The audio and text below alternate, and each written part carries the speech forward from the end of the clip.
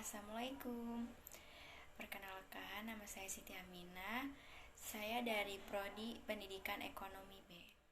Saya mendapatkan tugas meresensi buku dari dosen pengampus saya, yaitu Bu Nadia Rista.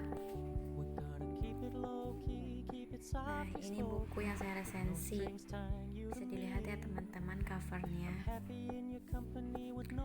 Identitas buku. Judulnya yaitu Hukum Ekonomi Islam. Pengarangnya oleh Dr. Suhrawardi K. Farid Wajdi. Penerbit Sinar Grafik. Tahun terbitnya yaitu 2012. Jumlah halamannya 242 halaman. Isi buku. Isi bukunya adalah di dalam mekanisme pasar yang bebas atau liberal tentunya tak bisa terlepas dari persoalan riba. Penulis juga memaparkan pendapatnya dalam buku ini. Ada di suatu pendapat di tengah-tengah masyarakat yang menyatakan bahwa rente dan riba sama. Pendapat itu disebabkan rente dan riba merupakan bunga uang karena sama-sama bunga uang, maka dihukum pula sama. Dalam praktiknya, rente merupakan keuntungan yang diperoleh pihak bank karena jasanya telah meminjamkan uang untuk melancarkan kegiatan usaha perusahaan atau orang yang telah meminjamkan uang tersebut.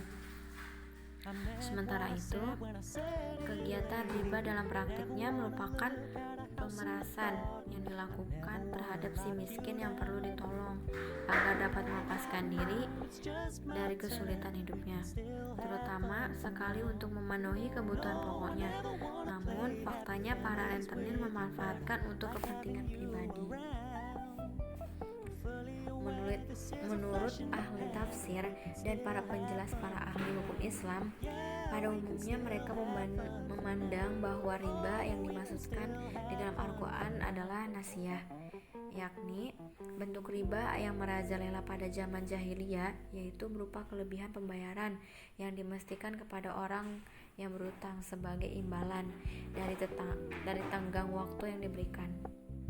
Jadi, di sini jelas terlihat bahwa sebagian para ahli tafsir berpendapat bahwa riba yang dimaksud dalam nas Al-Quran tersebut adalah riba yang bertempo. Penulis menerangkan makna dalam lembaga-lembaga dari instrumen dan keuangan Islam sehingga pembaca bisa memahami penjelasan-penjelasan ke depannya. Penulis juga menerangkan bahwa kemunculan suatu lembaga dan instrumen keuangan atau yang baru pada hakikatnya merupakan tuntunan objektif yang berlandaskan pada prinsip-prinsip efisien. Sebab dalam kehidupan perekonomian, manusia akan selalu berupaya untuk selalu efisien. Lahirnya keputusan Presiden, yaitu Kepres nomor 61 tahun 1988, merupakan hal yang sangat penting dalam bidang hukum ekonomi. Melalui Kepres, itulah perusahaan pembiayaan Indonesia mempunyai pijakan hukum yang dimaksud dengan perusahaan. Perusahaan pembiayaan adalah perusahaan yang bergerak dalam kegiatan pembiayaan di samping perbankan dan lembaga keuangan bukan bank, yaitu LKBB, yang melakukan kegiatan pembiayaan dalam bentuk penyediaan dana atau barang modal dengan tidak menarik dana secara langsung dari masyarakat. Pasal 1 ayat 2 Kepres.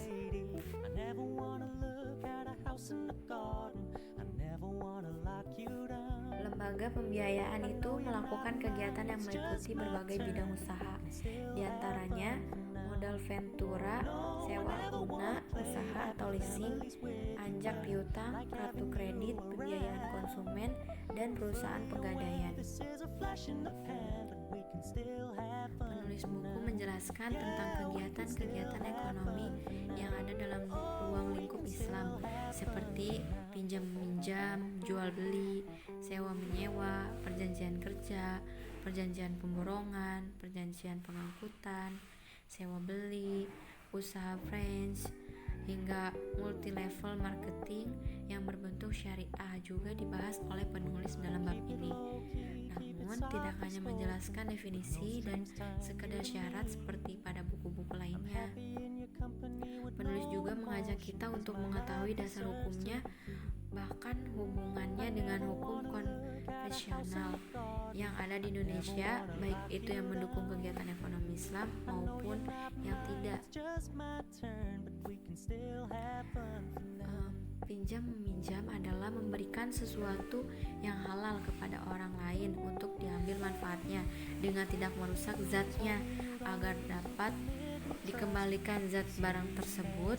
Penulis juga berpendapat bahwa pinjam meminjam merupakan perjanjian timbal balik yang barang pihak penerima mengembalikan barangnya tersebut sebagaimana ia menerima, dan ketentuan syariat itu sesuai dengan pasal 170 1740 Kitab Undang-Undang Hukum Perdata. Nah, di sini ada kelebihan bukunya, yaitu gambar pada kulit buku sampul menarik sehingga menyebabkan kita ingin membacanya. 2. Menggunakan struktur bahasa yang baik dan benar sehingga mudah dipahami. 3. Terdapat banyak istilah bahasa Arab sehingga pembaca lebih akrab dengan bahasa Arab. Yang keempat, pembahasannya lengkap, mengupas seluruh permasalahan yang terkait. Kelima, bahasa yang digunakan mudah dipahami. 6. Ada banyak perbandingan dari ahli lain sebagai perbandingan. Kekurangannya, buku yang diterbitkan menggunakan bahasa yang mudah rusak sehingga tidak tahan lama.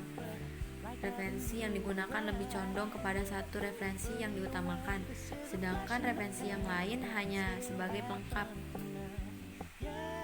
Selesai. Sekian dari pembahasan materi saya. Apabila ada kekurangan atau kurang pemahaman, mohon dimaafkan. Wassalamualaikum warahmatullahi wabarakatuh.